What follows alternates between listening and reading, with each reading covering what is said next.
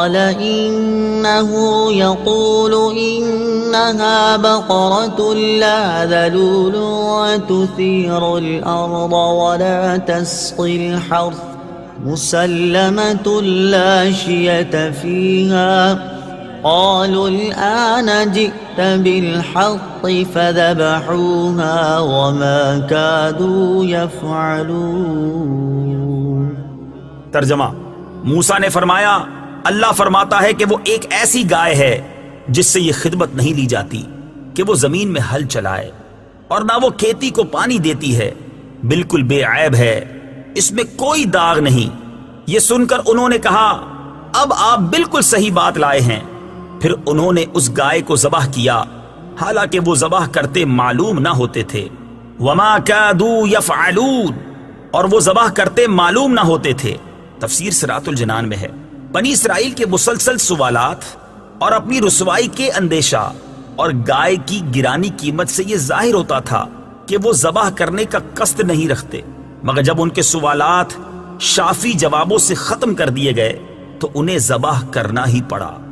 وَإِذْ قَتَلْتُمْ نَفْسًا فَادَّارَأْتُمْ فِيهَا وَاللَّهُ مُخْرِجٌ مَا كُنتُمْ تَكْتُمُونَ۔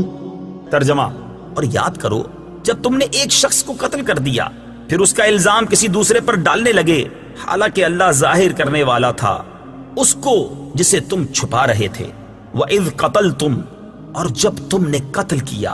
تفسیر صراط الجنان میں ہے، یہاں اسی پہلے قتل کا بیان ہے جس کا اوپر واقعہ گزرا۔ فَقُلْنَا اضْرِبُوهُ بِبَعْضِهَا كَذَلِكَ يُحْيِي اللَّهُ الْمَوْتَى وَيُرِيكُمْ آيَاتِهِ لَعَلَّكُمْ تَعْقِلُونَ۔ ترجمہ، تو ہم نے فرمایا کہ اس مقتول کو اس گائے کا ایک ٹکڑا مارو، اسی طرح اللہ مردوں کو زندہ کرے گا اور وہ تمہیں اپنی نشانیاں دکھاتا ہے تاکہ تم سمجھ جاؤ۔ فَقُلْنَا، تو ہم نے فرمایا۔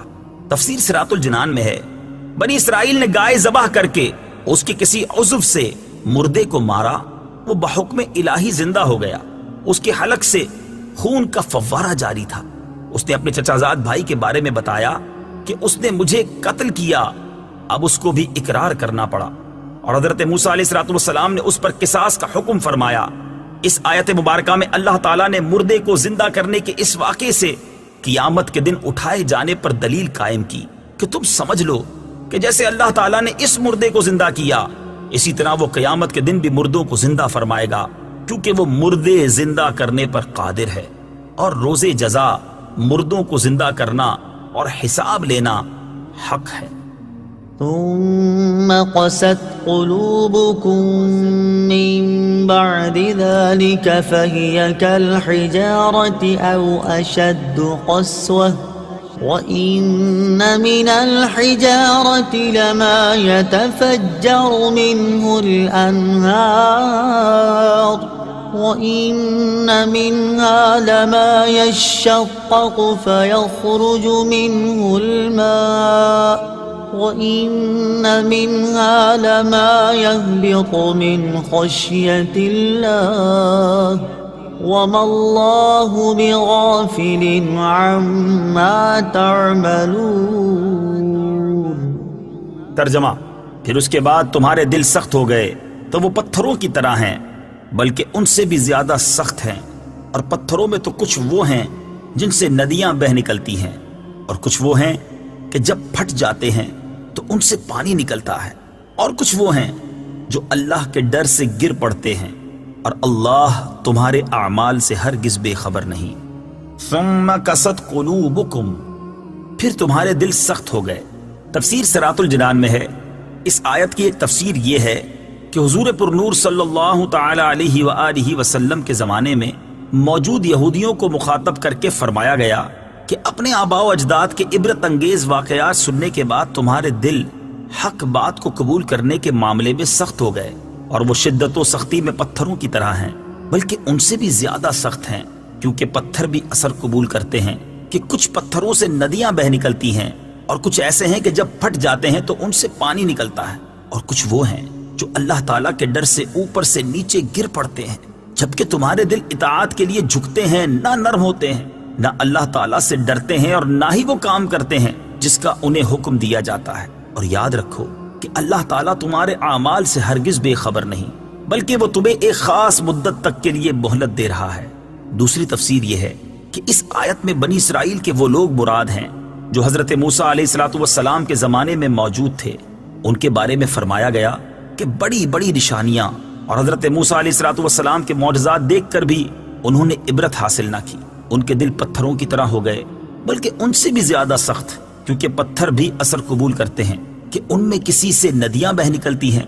کوئی پتھر پھٹ جاتا ہے تو اس سے پانی بہتا ہے، اور کوئی خوف الہی سے گر جاتا ہے جیسے اللہ تعالیٰ کو منظور ہوتا ہے۔ لیکن انسان جسے بے پناہ ادراک و شعور دیا گیا ہے، حواس قوی ہیں، عقل کامل ہے، دلائل ظاہر ہیں، عبرت و نصیحت کے مواقع موجود ہیں، لیکن پھر بھی اللہ تعالیٰ کی اطاعت و بندگی کی طرف نہیں آتا۔ دل کی سختی کا انجام، اس سے معلوم ہوا کہ دل کی سختی بہت خطرناک ہے۔ اللہ تعالیٰ ارشاد فرماتا ہے، أفمن شرح الله صدره للإسلام فهو على نور من ربه فويل للقاسية قلوبهم من ذكر الله أولئك في ضلال مبين۔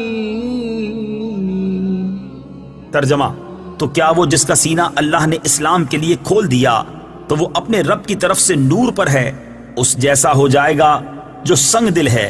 تو خرابی ہے ان کے لیے جن کے دل اللہ کے ذکر کی طرف سے سخت ہو گئے ہیں، وہ کھلی گمراہی میں ہیں۔